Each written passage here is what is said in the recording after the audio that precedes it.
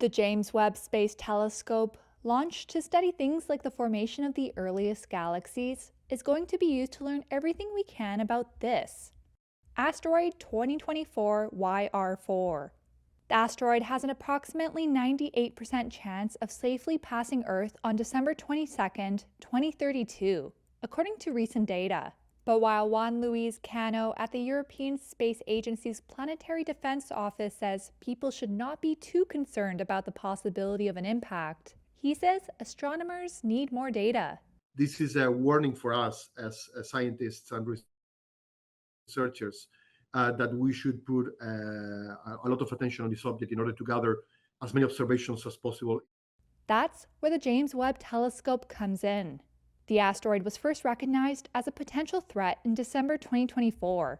Its density and composition is currently unknown, but it's estimated to be between 131 and 295 feet across, and traveling about 15 times the speed of a high-velocity bullet.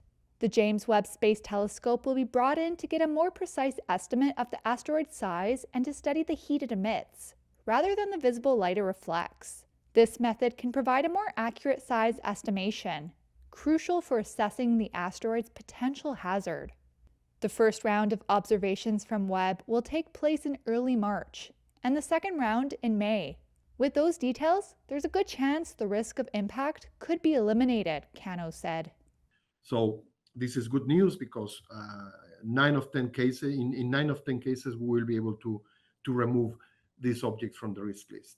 However, there is still a 10% probability that this object will remain in the risk list after May, in which case we would only be able to see it again in the spring of 2028, and only then we would know whether it would be an impacting trajectory or not with the Earth.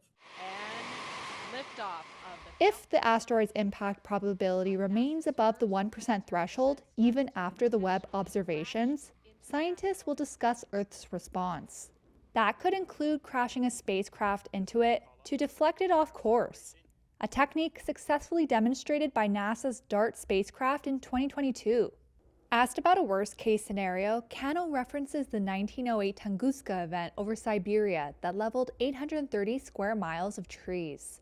He said if YR4 were to be about 295 feet, we would be easily speaking of 10 times the effect of the Tunguska event.